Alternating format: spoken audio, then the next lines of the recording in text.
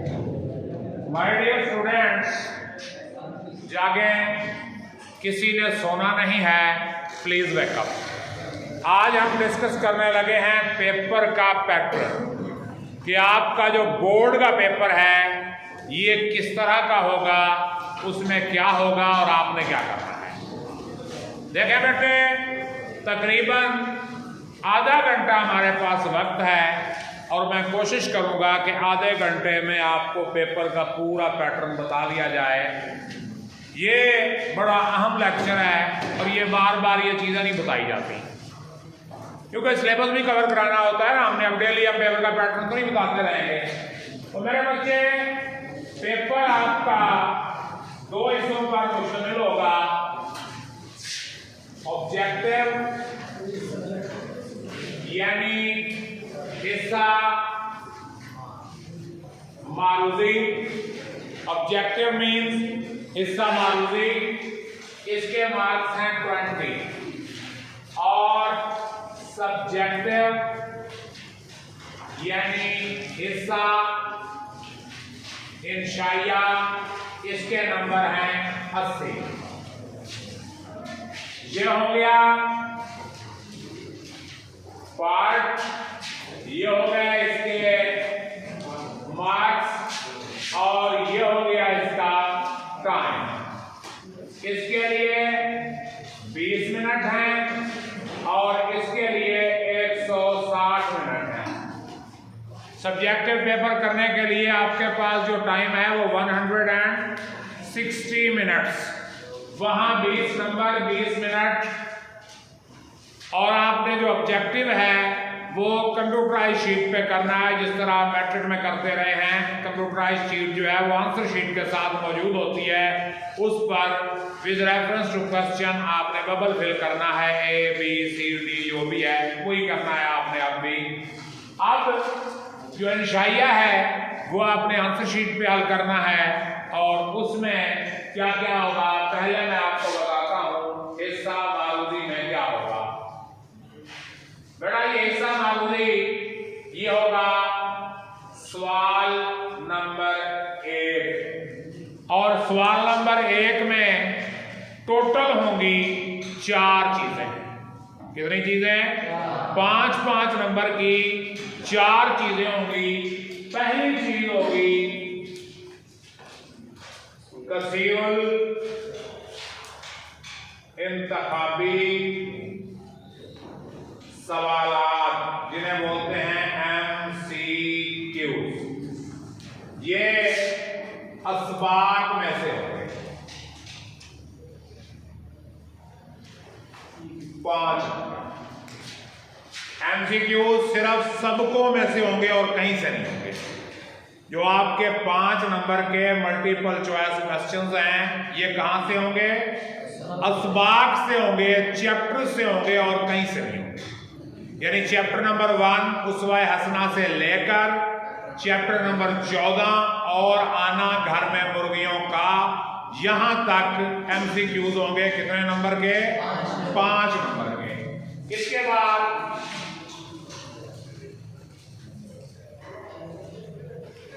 तशबीह, इस्तिआरा, तलमी, इसकी बेस पर MCQs होंगे। ये भी 5 नंबर के। तशबीह, इस्तिआरा और तलमी, इन 3 तारीफों पर मुश्तमिल MCQs 5 नंबर के होंगे। तशबीह इस्तिआरा हम कर चुके हैं, तलमी आज करने की कोशिश करेंगे। नंबर 3 मतला,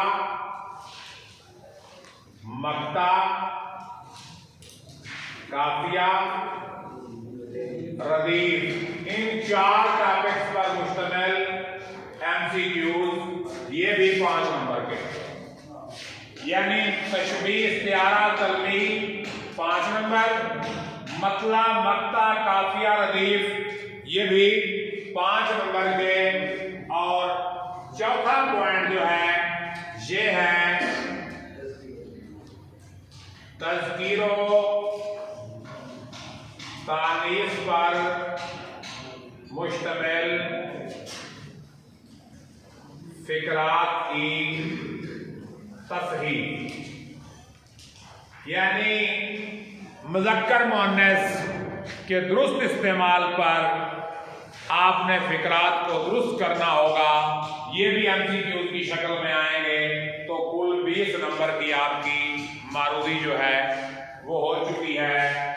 इसके बाद आ जाए हिस्सा इंशाइया। इसमें है सवाल नंबर 2 जुज़ अलिफ। सवाल नंबर 2 की पहली जुज़, सवाल नंबर 2 जुज़ अलिफ क्या है?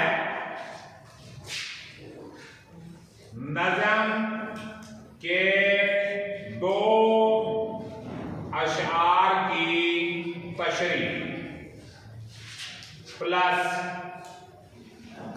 शायर और नज़म का नाम 10।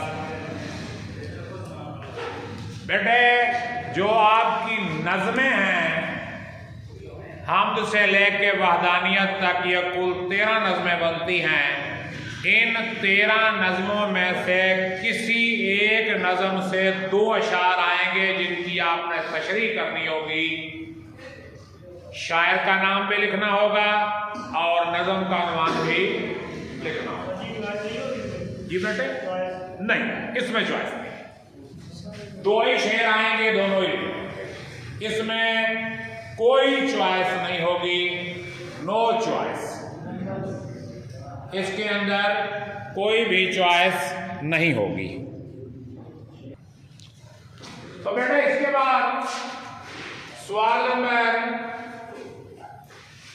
2 की जुज़्बे, इसमें गज़ल के 3 अशार की तशरीह, शायर का नाम 10। जो आपकी गज़लें हैं मीर तकी मीर से लेके आखिर तक, जितनी भी गज़लें आपके अमर नदीम कासमी या लास्ट शायर, तो वहां तक जो गज़लियात हैं उनकी तशरीह के 10 नंबर होंगे। 3 शेर आएंगे, वो भी किसी एक गज़ल से, यानी मीर तकी मीर से लेके अमर नदीम कासमी तक एक गज़ल के 3 शेर देंगे, उनकी आपने तशरीह करनी होगी। तशरीह करते हुए ये ज़हन में रख लें कि आपको शेर लिखने की ज़रूरत नहीं है, सिर्फ शायर का नाम लिखें, नज़म का अनुमान लिखें, वो भी एक बार लिखना है, हर शेर के साथ नहीं लिखना। यानी एक ही बार आप लिखेंगे और बाकी तशरीह शेर नंबर 1, शेर नंबर 2, शेर नंबर 3 करके उसकी तशरीह करते चले जाएंगे। यानी आप शेर नंबर 1 लिखेंगे, शेर नंबर 2 लिखेंगे, शेर नंबर 3 लिखेंगे और उसकी तशरीह। देखें बेटे, आपने बहुत अच्छा सवाल किया है कि नज़म के दोनों अशार की तशरीह एक साथ करनी है या अलग अलग करनी है। बेटा नज़म के अशार की तशरीह आम तौर पे एक साथ की जाती है, लेकिन अगर कोई ऐसी नज़म आ जाए जो अशार में लिखी गई हो, जैसे हमद है, नात है, ये शेरों की शक्ल में है, और एक नज़म वो होती है जो बंदों की शक्ल में लिखी जाती है, जैसे तस्लीम और रिज़ा हो गई, मैदान करबला में सुबह का मंजर हो गया। तो जो नज़म बंद की शक्ल में लिखी जाए उसकी तशरीह लाज़िमन इकट्ठी करते हैं, और जो अशार की शक्ल में लिखते हैं बेहतर है कि अलग अलग करें। गज़ल की तशरीह आपने हमेशा अलग अलग करनी है, गज़ल के अशार की तशरीह आपने एक साथ नहीं करनी। यानी गज़ल शायर का नाम लिखा, मसलन शायर की मीर तकी मीर, शायर का नाम मीर तकी मीर लिख दिया। आगे शेर नंबर 1 मफ़हूम तशरीह, शेर नंबर 2 मफ़हूम तशरीह, शेर नंबर 3 मफ़हूम तशरीह, और एक शेर की तशरीह कम अज़ कम 1.5 पेज की होनी चाहिए। यानी एक साइड पूरी, दूसरी साइड आधी, उसमें आप कोटेशन भी दें ताकि एग्जामिनर पे थोड़ा रौब पड़े, पता लगे एग्जामिनर को कि इन्हें कुछ आता भी है। तो बेटा यहां पर आपका पहला क्वेश्चन मुकम्मल हुआ। आगे आ गया सवाल नंबर 3, ये है पैरा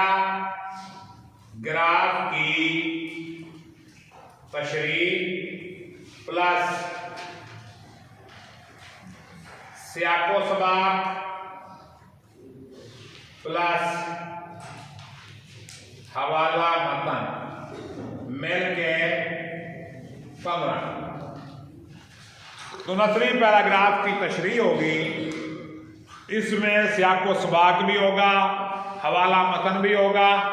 हवाला मतन होता है सबक का उन्वान और मुसन्नफ का नाम, और सियाको सबाक उस पैराग्राफ का मौका माल बैकग्राउंड पूरी डिटेल से मैंने पैराग्राफ तशरीह का तरीका बताया है और यूट्यूब चैनल पे भी पढ़ा है।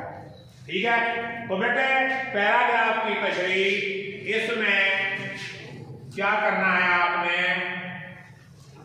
दिए गए 2 पैराग्राफों में से एक करना होगा। इसमें चॉइस मौजूद होगी, यानी 2 पैराग्राफ होंगे, उनमें से आपने एक करना होगा 1 आउट ऑफ 2। ये 2 पैराग्राफ होंगे, उनमें से आपने एक पैराग्राफ करना होगा 1 आउट ऑफ 2। ये ध्यान रखें। तो मेरे बच्चों, ये पैराग्राफ की तशरीह हो गई, और तशरीह करते हुए आपने सिर्फ एक करना है, दोनों नहीं करने। हो सकता है किसी को बहुत ज्यादा इल्म आया हो और वो दोनों पैराग्राफ कर दे, वो सिर्फ वक्त जाया करेगा, नंबर कोई नहीं मिलेगा उसके। इसके बाद आ जाए सवाल नंबर 4, सबक का खुलासा। बातें नहीं बेटा, बातें। सबक का खुलासा, ये 10 नंबर होगा 1 आउट ऑफ 2। 2 सबक दिए जाएंगे, उनमें से किसी एक का खुलासा लिखना होगा प्लस मुसन्निफ का नाम। सबक का खुलासा भी लिखेंगे और मुसन्निफ का नाम भी लिखेंगे, ये 2 में से एक होगा। यहां पर आपका जो चॉइस वाला सिस्टम है वो खत्म होने लगा है। इसके बाद सवाल नंबर 5 में नज़म का खुलासा या मरकजी ख्याल। 5 नंबर, कोई चॉइस है जी बेटे। नज़म का खुलासा देखें बेटे, सबक का खुलासा 2 से लेकर 3 पेजेस पर मुश्तमिल होना चाहिए। यानी जो छोटा सबक है 1.5 सफ़ा 2 सफ़े तक चला जाएगा खुलासा। जो बड़ा सबक है, अब देखें ना, अब एक तरफ सबक है उसमें हंसना, एक तरफ है अदीब की इज्जत। अदीब की इज्जत 6 सफ़े का है, उसमें हंसना जो है वो 2.5 सफ़े का है। तो 2.5 सफ़े के सबक का खुलासा 6 सफ़े के सबक के खुलासे से यकीनन छोटा होगा, और 6 सफ़े के सबक का खुलासा जो है वो 2.5 सफ़े वाले से यकीनन बड़ा होगा। तो सबक का खुलासा लिखते हुए आपने सबक को मद्देनजर रखना है, अपनी तरफ से उसमें कुछ ऐड नहीं करना। सबक को मुख्तर तौर पे बयान करना है, तशरीह में आप अपनी तौर पे ऐड कर सकते हैं। नज़म का खुलासा ये तकरीबन 10-12 लाइनों में लिखा जाता है, इससे ज्यादा नहीं होता। बड़ी नज़म अगर कोई आ गई तो एक सफा भी लिख लें, लेकिन इससे ज्यादा नज़म का खुलासा नहीं होता। मरकजी ख्याल 2-4 लाइनों का होता है। मरकजी ख्याल तो 2-4 लाइनों का होता है, लेकिन आमतौर पे पेपर में खुलासा ही आता है। लेकिन मरकजी ख्याल भी आपके सिलेबस में शामिल है। ये ना हो कि आप कहें जी वो मरकजी ख्याल आ गया पेपर में, हमने तो खुलासा तैयार किया था। तो मरकजी ख्याल जो है वो खुलासे का भी खुलासा होता है, मेन थीम जो होता है। चलें आगे आ जाए, सवाल नंबर 6, मकालमा या रुदाद। 10 मकालमा 2 लोगों की गुफ्तगू होती है, रुदाद किसी भी वाक़े का आंखों देखा हाल बयान किया जाता है। तो ये कोशिश करें आप कि आप मुकालमा लिखें, क्योंकि रुदाद में बड़ी टेक्निकल चीज़ें आ जाती हैं, जैसे वो कहें कि जी जलसा तकसीम इनामात का खुद का हाल या उसकी रुदाद बयान करें, तो आप कहेंगे जी फलां तारीख को हुआ, किस जगह पे हुआ, मेहमान खसूसी कौन थे, फिर जी तिलावत से आगाज़ हुआ, नात किसने पढ़ी, फिर जी वो फलां प्रोग्राम किसने किया, फलां किसने किया, प्रिंसिपल साहब ने क्या कहा, मेहमान खसूसी ने क्या कहा, इनामात कैसे तकसीम किए गए, ये पूरा मजमून ही बन जाता है जी। इसमें चॉइस होगी या का मतलब क्या है कि दोनों आएंगे, इनमें से एक करना होगा, मुकालमा कर लें या रुदाद कर लें। इसके अलावा एक और चीज रोजनाम चाहे, लेकिन वो आमतौर पे पेपर में नहीं जी। चॉइस वाले क्वेश्चन में आप एक ही चीज तैयार करें, वैसे रुदाद भी देख लें, मुकालमा ही को वैसा जी वो गरीब दे देंगे आपके पल्ले ही ना पड़े, तो फिर उसके लिए अल्टरनेट असला आपके पास तैयार होना चाहिए।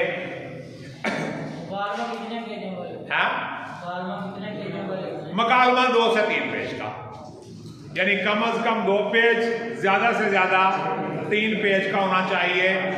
देखे ना बैठे हो बच्चे खामोश, वो एक बंदे ने भेजा अपने मुलाजिम को टैक्सी लाने के लिए, गया घूम फिर के आ गया जी, टैक्सी नहीं मिली, तो भाई रिक्शा ले आते, टैक्सी नहीं मिली, रिक्शा ले आते, खूब डांट डपट की, बड़ा उसको बेइज्जत किया। मैं कहा अच्छा फिर लूंगा मैं भी बदला। एक दिन मालिक बीमार पड़ा, उसने कहा डॉक्टर को ले आओ, वो ले आया, डॉक्टर साथ 4-5 और बंदे भी ले आया। उसने कहा जी ये क्या मसला है? डॉक्टर साहब ले आया हूँ, डॉक्टर तो बड़ा अच्छा है, इलाज आपका कर देगा, लेकिन खुदा न खास्ता आप मर गए तो ये नहलाने वाला, कफन देने वाला, दफनाने वाला, ये सारे ही मैं ले आया ताकि बार बार ना जाना पड़े। तो इसलिए बेटे मुकालमे रुदाद में तैयार आप एक ही कर लें, लेकिन अगर मुकालमा कोई ऐसा आ गया जो आपसे ना हो पाया तो फिर रुदाद वाला ऑप्शन भी आपके पास मौजूद होना चाहिए। फर्स्ट प्रायोरिटी मुकालमा हो, लेकिन रुदाद से भी आप गाफिल ना हो, कहीं ये ना हो कि रुदाद आप कर ही ना पाए। इसके बाद है कि बेटे सवाल नंबर 7, दरखास्त या रसीद। मुकालमे रुदाद में यह होता है कि ये दोनों आते हैं और इसमें सिर्फ एक चीज आती है। दरखास्त या रसीद में से पेपर में सिर्फ एक चीज आती है ना, इसमें चॉइस नहीं है। यानी हमने दरखास्त का पैटर्न भी करना है, रसीद का पैटर्न भी करना है। दरखास्त की प्रैक्टिस भी हमने करनी है और रसीद की प्रैक्टिस भी करनी है, क्योंकि पेपर में कभी दरखास्त आ जाती है, कभी रसीद आ जाती है। और अक्सर ऐसा करते हैं कि 3-3, 4-4 साल मुसलसल दरखास्त आने लगती है। स्टूडेंट्स में अफवाह उठ जाती है, ये रसीद सिलेबस से निकाल ली गई है। वो जिस साल स्टूडेंट तैयार नहीं करते उस दिन फिर ट्रैक्टर फिर जाता है, उस दिन जो है ना फिर वो पेपर में रसीद दे देते हैं। तो ये दोनों चीजें हमने तैयार करनी है। ये भी 10 नंबर का सवाल होगा, ये भी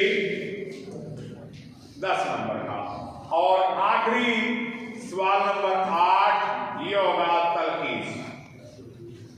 तलखीस का मतलब है दिए गए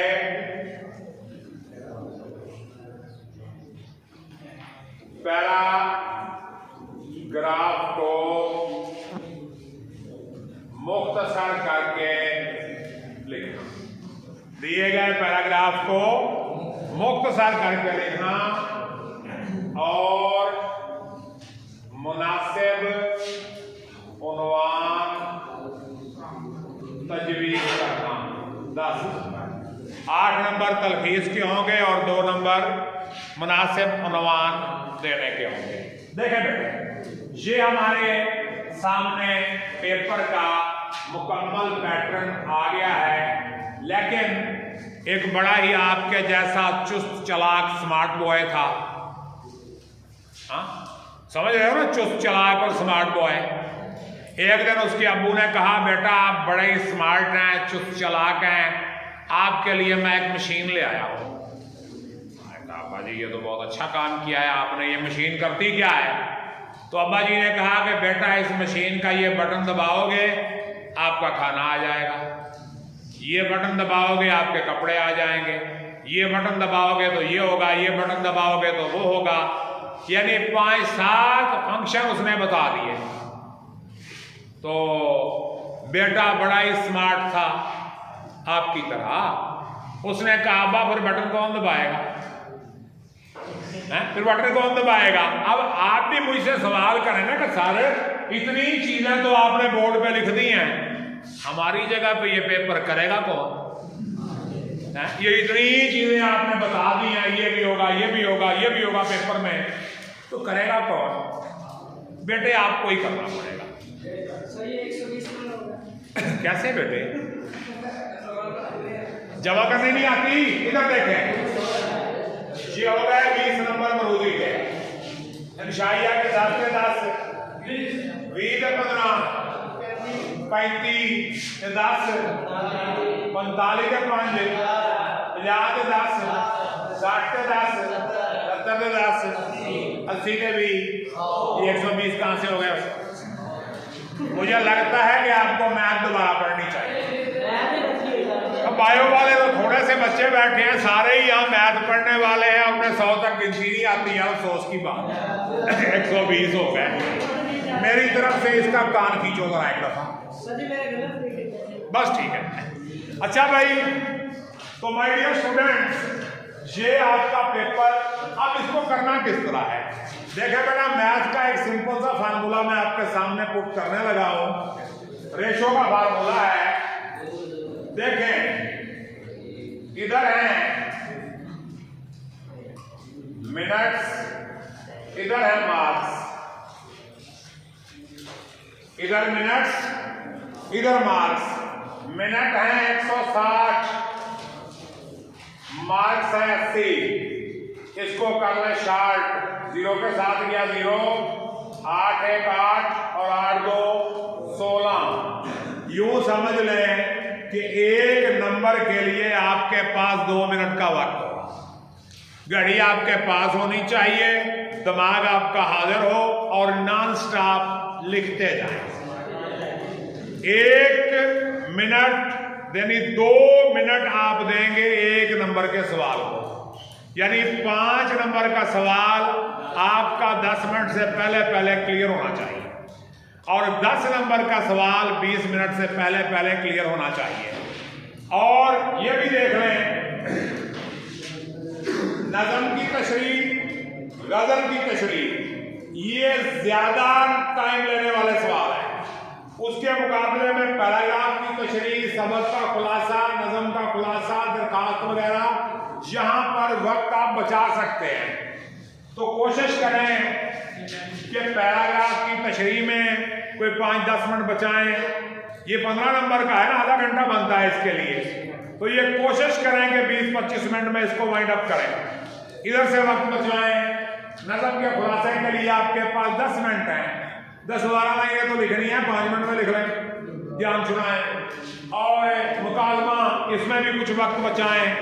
दरखास्त में आप काफी वक्त बचा सकते हैं। तो यानी जो 20-25 मिनट 30 मिनट आप इन सवालों से बचाएंगे, उनको आप नज़म की तशरीह में, गज़ल की तशरीह में और तलखीस में डालें, फिर आपका पेपर टाइम में होगा। अगर आपने टाइम मैनेजमेंट ना की तो आपका पेपर रह जाएगा, 1-2 सवाल आप मिस करके आएंगे और 1-2 सवाल मिस होने का मतलब ये है कि आपका मेरिट मिस हो जाएगा। बात समझ में आई कि नहीं आई? तो मेरे बच्चों, इस पेपर पैटर्न के हवाले से कोई सवाल आपके जहन में है तो पूछ सकते हैं। अगर कोई सवाल आगे पीछे कोई सवाल पहले लिखना है, नंबर दे दें उसका। अगर कोई सवाल आपने पहले करना है, बाद में करना है, आपने क्वेश्चन का नंबर वो लिखना है जो क्वेश्चन पेपर में है। आपने अपनी नंबरिंग नहीं करनी, क्वेश्चन पेपर वाली नंबरिंग करनी है। जो नंबरिंग क्वेश्चन पेपर में है वही नंबरिंग आप आंसर शीट में दें और सवाल करते जाएं। आप सबसे पहले अगर क्वेश्चन नंबर 5 कर रहे हैं तो वहां पे क्वेश्चन नंबर 5 लिखेंगे, 1 नहीं लिखेंगे। ठीक हो गया? अच्छा बेटे,